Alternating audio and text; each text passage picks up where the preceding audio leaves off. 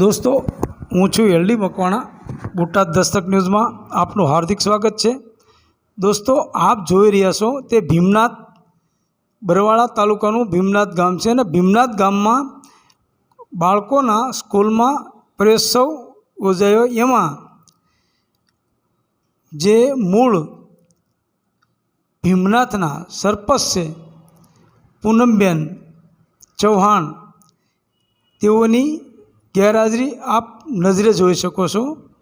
गैरहाजरी एवी रीते छे के पूनमबेन बाजू में बैठा है, जे कोई जग्याए देखाय नहीं ए रीते एमने बेसाडवामां आव्या छे। अने जे ग्राम पंचायतना सभ्य छे जे मंगलसिंह जे ग्रास्या कोमना छे अने सरपंच छे ए अनुसूचित जातिना छे। तो एक वखत आँखों बंद करीने विचारो कि आ जग्याए कोई गरासियानी स्त्री सरपंच होत अने मंगलसिंहनी जग्याए कोई दलित सभ्य आ रीते बैठो होत तो एनी परिस्थिति केवी करत। तमे आँखों बंद करीने विचारो कि आजे पण दलितनी परिस्थिति शुं छे। एक दलित स्त्री ग्राम पंचायतनी सरपंच होवा छतां एक सभ्य स्टेज पर बैठा होय अने सरपंच ने नीचे बेसवानो वारो आवे। आजे पण जे पहला गुलामी हती ए गुलामी करता बदतर हालत छे। अने ए पण बोटाद जिल्ला एसपी बड़ोलिया साहेबनी हाजरी में अने बड़ोलिया साहेबनी रूबरू में जे खरेखर दुखद बाबत छे। अने खरेखर जे सरपंच आवे त्यारे जे आयोजक होय आयोजके अने सभ्ये एसपी साहेब ने ध्यान दोरवुं जोईए कि आव्या ते भीमनाथ गामना सरपंच छे अने महिला सरपंच छे एनी ओळखाण करावी जोईए। परंतु आवुं कशुं न थता एक खूणा में खुर्सी आपीने बेसाड़ी दीधा था। तो खरेखर आ बाबते उच्च कक्षाए रजूआत करवा तेओना कुटुंबीजनों वारसो जवाना छे अने फरियाद पण करवा। आप जोई शको छो कि आ बाळक जे छे एने सरपंच कोईपण वस्तु भेट आपे छे तो ए फोटा में सरपंच ने पण देखाड़वामां नथी आव्या। जुओ सरपंच ए फोटा में अर्धा देखाय छे अने बाळक पूरेपूरो। आ रीते आ परिस्थिति छे। आजे पण गुजरात में जे गुलामी प्रथा जे हती एनी एज प्रथा आज चालू होय एवुं लागी रह्युं छे। खरेखर ए दुखद बाबत छे अने आ बाबते गुनो दाखल पण करवामां आवशे। जे लागता वळगता जे होय एनी उपर तो ए पण जोई ले।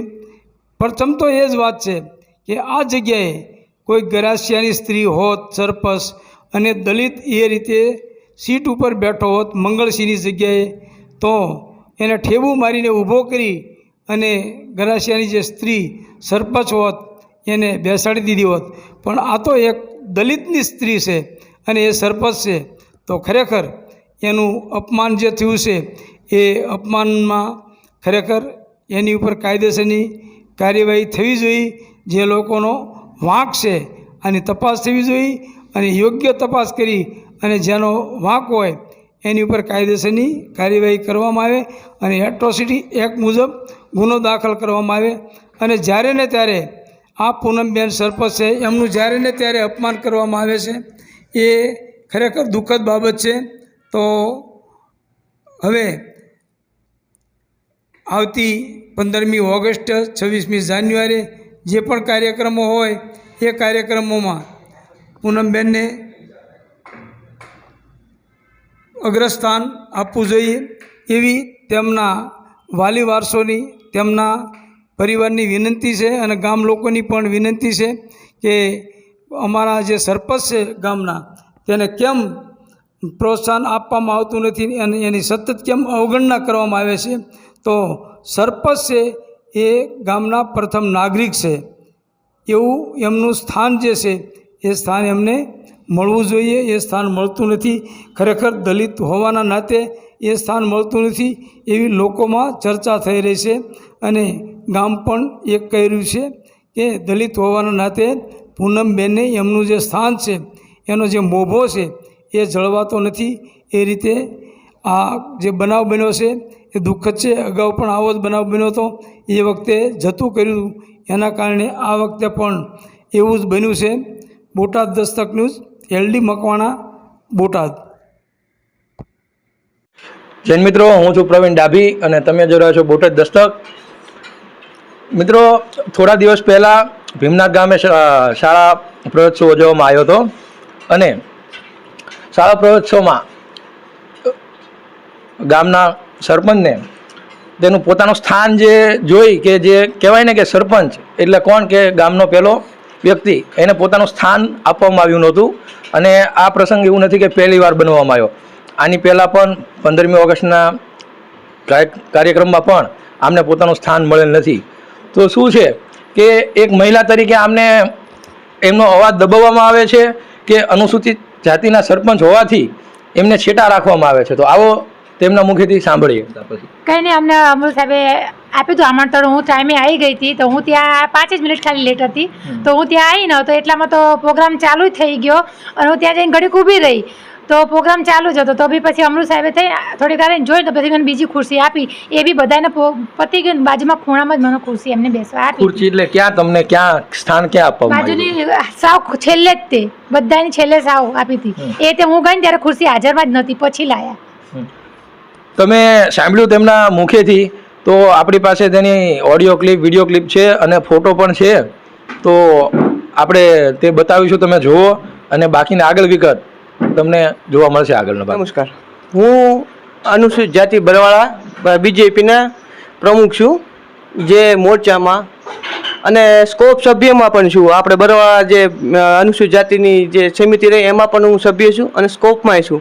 આજ રોજ અમે જે ભીમનાથ ગામની અંદર સરપંચ તરીકે અનુસૂચિત જાતિની જે સીટ આવી હતી, એમાં મારા ભાભી પૂનમબેન જીતેન્દ્રભાઈ ચૌહાણ જે ચૂંટાઈને આવ્યા છે, પણ અમુક અસામાજિક તત્વો દ્વારા એમને વારંવાર એવું દર્શાવવામાં આવી રહ્યું છે કે અનુસૂચિત જાતિના હોવાથી કે એમને વારંવાર નીચું નાખવામાં આવે છે કે ભાઈ તમે અનુસૂચિત જાતિના હોવાથી તમે વહીવટ ન કરી શકવા જોઈએ. તમે કોઈ પણ સ્થળ ઉપર માની લો કે જાહેર સભાઓ કરવામાં આવે તો એમાં પણ તમારું સ્થાન ન હોવું જોઈએ. કારણ ન સમજાતું કે અનુસૂચિત જાતિનું આજ 75 વર્ષ જે આઝાદીના પૂર્ણ થઈ ગયા, પણ આજ લગીને હજી અનુસૂચિત જાતિના વ્યક્તિઓને પૂર્ણ રીતે અધિકાર જીવવાનો હોતો જ નથી, એવું જ લાગી રહ્યું છે. અને જે સ્પષ્ટ ઉલ્લેખ ભીમનાથ ગામની અંદર થઈ રહ્યો છે કે જ્યારે 26મી જાન્યુઆરી હોય તો માધ્યમિક સ્કૂલ હોય, પણ ભીમનાથ ઓલામાં હોય તો પછી એમાં તો આમંત્રણ ફરજિયાત દેવું જ પડે, તો એમાં એમને નહોતું દીધું એ ટાઈમે. અને જ્યારે શાળામાં પ્રવેશ ઉત્સવ ઉજવવામાં હોય અને SP સાહેબ જ્યારે પોતે હાજર થતા હોય જે ભીમનાથ શાળાની અંદર, અને PSI બેઠા હોય બાજુમાં, બધા અગ્રણી ગામના બેઠા હોય, અને જો સરપંચ 5 મિનિટ લેટ આવે અને એને સાઈડમાં જો સ્કૂલ સીટ મૂકવામાં આવે તો એનો મતલબ તો એવો જ થયો કે અનુસૂચિત જાતિના હોવાથી એમને કોઈ માન જ નથી. કેમ વારે વારે ઘડીએ એમને સ્કૂલમાં જાય તો એમને એ રીતના માન નથી આપવામાં આવતું, બસ તાત્કાલિક સરપંચ ખુરશી આપો. એટલે એવું તો હોતું જ નથી, કેમ કે સરપંચ એક એવો નાગરિક છે જેને પૂર્ણ અધિકાર છે કે જે ગામની અંદર કે વારંવાર કોઈ પણ જગ્યાએ કંઈ પણ વસ્તુ બનાવ બને તો સરપંચ પાસે વારંવાર આવે લોકો પબ્લિક પ્રશ્ન લઈને કે અમારું આ સમાધાન કરો. પણ જ્યારે સરપંચનું જ કોઈ આ રીતના વારંવાર અપમાન કરવામાં આવે છે તો સરપંચ ક્યાં જાય? એની રજૂઆત કરવામાં આવે છે કે રજૂઆત કરી તો પણ તો SP સાહેબ આ બેઠા હોય બાજુમાં અને સરપંચને કોઈ અવગણના કરવામાં આવે તો એ તો ક્યાં લગીની હદ થઈ ગઈ છે. આ તો નેવે મૂકવાની વાત થાય છે કે આનામાં તો કાયદેસરની કાર્યવાહી ચોક્કસ થવી જોઈએ, મારી એવી માંગણી છે. જય હિન્દ, જય ભારત.